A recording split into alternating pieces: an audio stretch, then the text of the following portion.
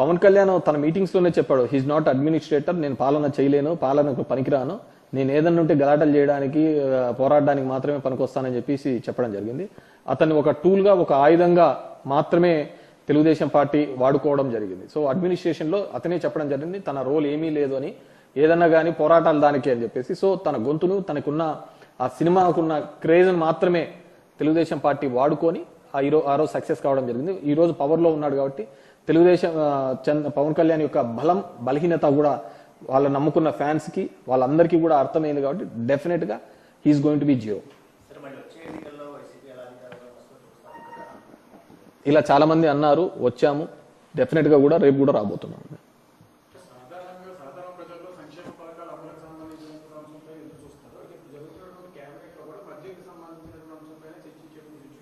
డెఫినెట్గా మద్యం పాలసీ మీద మీరు చూస్తే ఈ రోజు కాదు, ఈ మద్యం పాలసీ మీద మీరు 1999 to 2004 మధ్యలో కూడా ఆ రోజు మైసూరారెడ్డి గారు కూడా who is the big boss అని చెప్పేసి లేవనెత్తిన సందర్భం. ఆ రోజుల్లోనే ఈయన లిక్కర్ స్కామ్లో ఇరుక్కున్నాడు. ఆల్రెడీ కూడా ఈ కేసుకు సంబంధించి నేను ఇంత ముందుకు చెప్పినందుకు విధంగా ఈ డిస్టిలరీస్ ఏవే కానీ మేము ఇచ్చినది కాదు. మేము చేసిన ఏకైక తప్పు ఒకటే ఒక చోట, నిజం గట్టిగా చెప్పలేకపోయినాం, చంద్రబాబు నాయుడు లాగా అబద్ధాలు మాట్లాడలేకపోయినాం. అది మా పార్టీ చేసిన అతిపెద్ద తప్పు. ఎందుకంటే వాళ్ళు ఈ భూము ఈ బీర్లను అన్నింటినీ చూపించేసి ఇవన్నీ జగన్మోహన్ రెడ్డి జే బ్రాండ్లని వాళ్ళంతగా ప్రచారం చేసినా కానీ, లేదా ఇవన్నీ తెచ్చినది తెలుగుదేశం పార్టీ ఆధ్వర్యంలోనే వాళ్ళ ముఖ్యమంత్రిగా వాళ్ళ టెన్యూర్లోనే తెచ్చారు అనే విషయాన్ని కూడా మేము గట్టిగా ప్రజల్లోకి తీసుకొని పోలేకపోవడము మేము చేసిన అతిపెద్ద తప్పుగా భావిస్తున్నాం. వాళ్ళు చేసిన అబద్ధపు మాటలు, కుట్రపూరితమైన అంశాలను మేము జనంలోకి రివర్స్గా కౌంటర్ పోయినాము అధికారంలో ఉన్నప్పుడు. ఎందుకంటే ఏ డిస్టిలరీ మేము ఇవ్వలేదు. ఉన్న డిస్టిలరీస్ కన్నా మాకు ఫేవర్ చేసినట్టు, ఈ విధంగా చేసినట్టు మరి ఎన్ని డిస్టిలరీస్ మీద కేసు పెట్టారు, ఎన్ని డిస్టిలరీస్ని ఉన్న ఎండీస్ని అరెస్ట్ చేసినారు, దాని ఓనర్లను అరెస్ట్ చేసినారు చెప్పమనండి. So these are all bogus. అవన్నీ ఇచ్చిన పర్మిషన్లు అన్నీ కూడా చంద్రబాబు నాయుడే.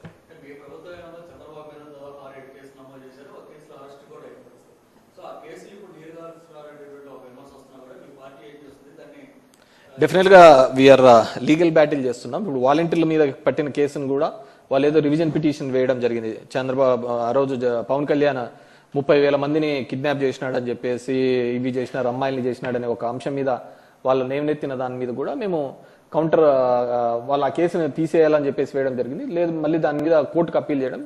డెఫినెట్గా లాలో ఉన్న ఏ అవకాశాన్ని వదలకుండా ఖచ్చితంగా మేము కౌంటర్ చేస్తామండి.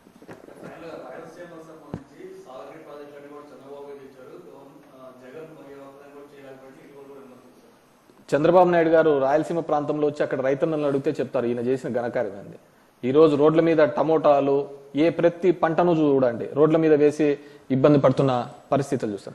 చంద్రబాబు నాయుడు ఒకటి చెప్తాను చెప్పండి, ప్రతిదీ తనే కనిపెట్టాను అంటుంటాడు. సైబరాబాద్ నేనే అంటాడు, ఆర్టిఫిషియల్ ఇంటెలిజెన్స్ అంటాడు, ఇంకో ఏదేదో వ్యాలీస్ చెప్తున్నాడు, క్వాంటమ్ వ్యాలీ అంటున్నాడు. నాకు తెలిసి అమరావతిలో ఏ వ్యాలీ ఉండదు, ఉండేది ఒకటే వ్యాలీ, అది ఆక్వా వ్యాలీ. ఆక్వా వ్యాలీ మాత్రం సక్సెస్ఫుల్గా ఉంటుంది. మనము ఏదైనా కానుంటే ఈ చిన్న చేపలను తీసుకొని వచ్చి అక్కడ చేపల పెంపకం చేస్తే డెఫినెట్గా మంచి రిజల్ట్స్ వస్తాయని చెప్పేసి నేను అనుకుంటున్నాను. అంతకు మించి ఆ అమరావతి అనే ఇతను పెట్టిన దీంట్లో ఎటువంటిది కూడా పురోగతి ఉండదు. ఓన్లీ పురోగతి ఏదైనా ఉంది అంటే మాత్రం ఫిషరీస్ మాత్రం బాగా డెవలప్ అవుతాయి.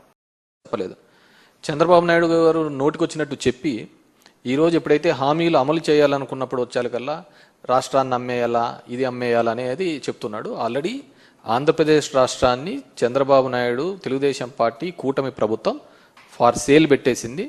దాంట్లో భాగంగానే మొన్న కూడా చూసినాము 190,000 కోట్ల రూపాయలకు సంబంధించి ఏపీఎండిసికి సంబంధించినవి కూడా కేవలం ఒక 9,000 కోట్ల కోసం ఈ మైన్స్ అన్ని కూడా గ్యారంటీగా పెట్టే సందర్భం కూడా చూడడం జరిగింది.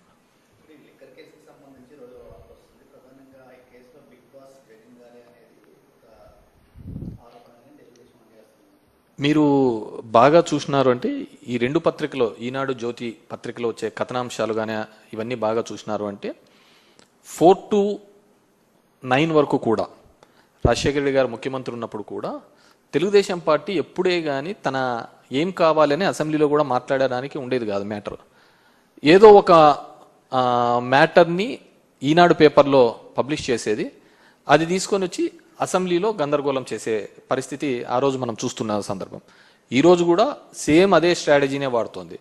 ఈరోజు సిట్ అనే దర్యాప్తు సంస్థ ఎవరి చేతుల్లో నడుస్తోంది అందరికీ తెలిసినదే. సిట్ రిమాండ్ రిపోర్టు కోర్టుకు సబ్మిట్ చేయదు. సబ్మిట్ చేయకముందే ఆంధ్రజ్యోతి, ఈనాడులలో కథనాలుగా వస్తుంటాయి. అది ఏ విధంగా అవుతుంది? ఒక కాన్ఫిడెన్షియల్ డాక్యుమెంటు, జడ్జి ముందర పెట్టాల్సిన డాక్యుమెంటు, ఇవి కొన్ని పేపర్లు వాళ్ళ అనుకూలమైన పేపర్లకు ఇచ్చేసి దాని మీద వాళ్ళు ఇష్టానుసారం ఒక కథనాలు చేస్తుంటాయి. ఒకసారి ఏమో అవన్నీ ఇచ్చేసినారంట, ఎలక్షన్లలో పనిచేసినారంటారు, 3,500 కోట్లకు 300 కోట్లు పనిచేసినారంట, మిగతా 2,300 కోట్లు ఎక్కడున్నాయి? ఇంతవరకు బ్యాంకులలో ఉన్న డబ్బులను సీజ్ చేశారనే ఒక పద్ధతికే చూపిస్తున్నారు తప్ప ఫలానా చోట ఇంత బల్క్గా డబ్బులు దొరికినాయి అనే పద్ధతిలో ఎక్కడా కానీ చూపించండి. ఒక నెరేటివ్ని బిల్డప్ చేస్తున్నారు. అంటే మొదటి నుంచి కూడా కింద నుంచి పై వరకు ఒకటే లైన్ తీసుకుంటారు. దాన్ని ఎస్టాబ్లిష్ చేయడానికి పదే పదే మాట్లాడుతున్న సందర్భం చూశాను తప్ప ఈ పేపర్లలో వచ్చే కథనాల ఆధారంగానే చేసుకుంటా పోతా అంటే ఇంకెవడే కానీ ఉండలేరు అనమాట.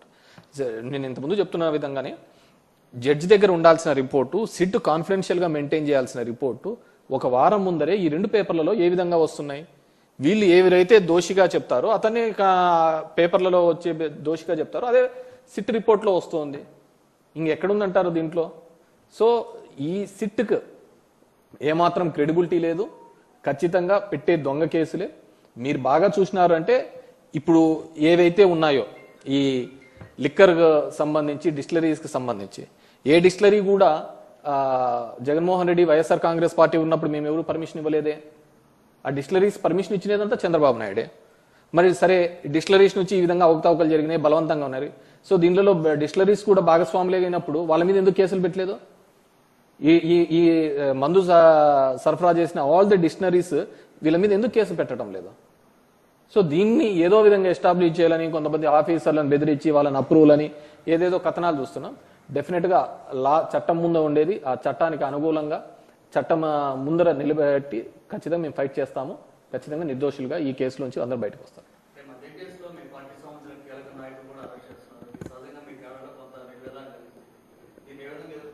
డెఫినెట్గా దీస్ ఆర్ ఆల్ ఎక్స్పెక్టెడే.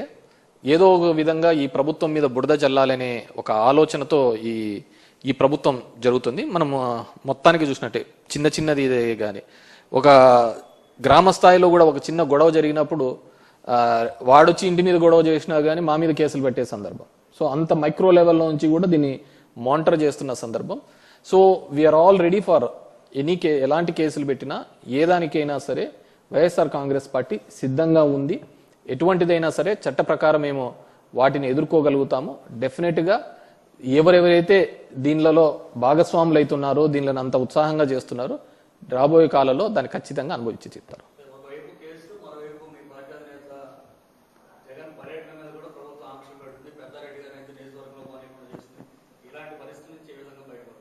డెఫినెట్గా వీఆర్ ఫైటింగ్ కదా. మా చిన్నాన్న కూడా ఫైట్ చేస్తున్నాడు, వెళ్తున్నాడు. మళ్ళీ పోలీసులు కోర్టుకు వెళ్ళాము. ఎంత దౌర్భాగ్యమైన పరిస్థితి అంటే court has given guide lines, మీరు ఈ విధంగా చేయండి అని చెప్పేసి. డెమోక్రటిక్ సిస్టంలో ఈ విధంగా పోండి అని చెప్పినా కానీ అక్కడ ఉన్న పోలీసులు అది చేయలేకపోవడం జరిగింది. మేము కంటెంప్ట్ కూడా వేయడం జరిగింది. That's before the court. Maybe 23rd, 24th ఎప్పుడో అని చెప్పారు. అది వచ్చిన తర్వాత దాని మీద కూడా మేము తీసుకోవాలి.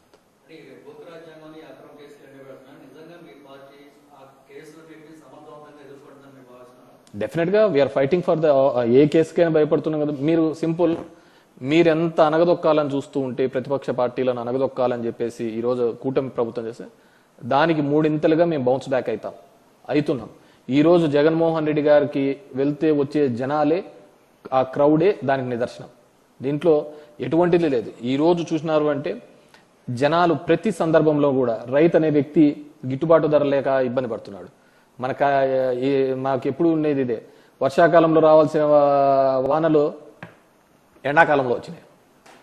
రైతులు పరిస్థితి చూస్తే చూడు, ఒక రైతు ఇబ్బంది పడుతున్నాడని పరిస్థితి ఉంటే ఈరోజు నిన్న చూసినారంటే 600 రూపాయలు ఒక టికెట్ రేటు పెంచి ఇచ్చిన సందర్భం చూస్తున్నాం. అదే 600 రూపాయలు లేకుంటే రైతు గిట్టుబాటు ధర మీద వీళ్ళు ఆలోచించచ్చు కదా. కానీ ఏ పార్టీ కూడా జనం కోసము, ప్రజల కోసం ఆలోచిస్తున్న పరిస్థితి ఈరోజు పాలకపక్షం చూడటం లేదు, కూటమి చూడటం లేదు. డెఫినెట్గా వాళ్ళు బాగా జడ్జి చేయగలుగుతారు ఎవరిని ఏ విధంగా చేయాలని.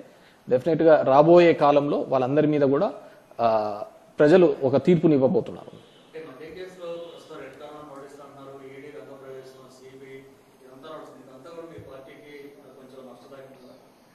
నేను ఒక చెప్తాను, మా పార్టీ ఎస్టాబ్లిష్ అయినదే ఒక డిఫరెంట్ సినారియోలో అయినది, మిగతా పార్టీస్ లాగా కాదు. మా నాయకుడిని 16 నెలలు జైల్లో పెట్టారు, ఆస్తులు అప్పుడు కూడా ఈడీను సిబిఐ సోనియా గాంధీ గారు సీజ్ చేశారు. వి బౌన్స్ బ్యాక్ కదా, ఎనికి రిటర్న్ అయినాం కదా, సేమ్ ఇంతకు 3 ఇంతలుగా రిటర్న్ అవుతాము. ఖచ్చితంగా కూడా వైఎస్ఆర్ కాంగ్రెస్ రాసి పెట్టుకోండి, 2029లో పోయినసారి వచ్చిన మెజార్టీ కంటే అత్యధిక మెజార్టీతో రాబోతున్నాం.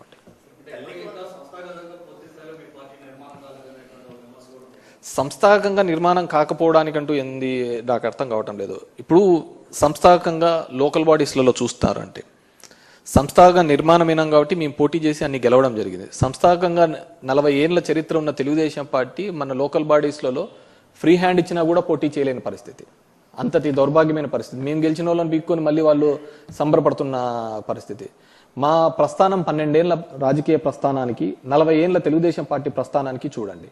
ఒక జగన్మోహన్ రెడ్డి మేమే అంత బలహీనంగా ఉండింటే, మేమంత బలహీనమైంటే అంతమంది కలిసి రావాల్సిన అవసరం ఏముంటుంది చెప్పండి. అంటే మీకు ఎక్కడా ఉండదు దేశంలో Telugu Desam party, BJP party, communist party, Janasena party వీళ్ళన్నిటికీ కూడా వ్యతిరేకంగా ఉండేది ఎవరిది? కాంగ్రెస్ పార్టీకి పుట్టినది. ఈ కాంగ్రెస్ పార్టీ కూడా మాకు వ్యతిరేకంగా నీకు దేశంలో ఎక్కడా ఉండదు. ఒక ప్రాంతీయ పార్టీని నిలువరించడానికి ఇన్ని పార్టీలు, జాతీయ పార్టీలు, ప్రాంతీయ పార్టీలు ఏకం కలిసి వస్తున్నాయి. అయినా కానీ వి గాట్ ద 40%. ఇంతకు మించి మేము ఇంకా కిందికి దిగజారేది ఉండదు, ఇంతకు మించి పైకి పోయేదే ఉంటుంది. కాబట్టి డెఫినెట్గా వీఆర్ కమింగ్ బ్యాక్.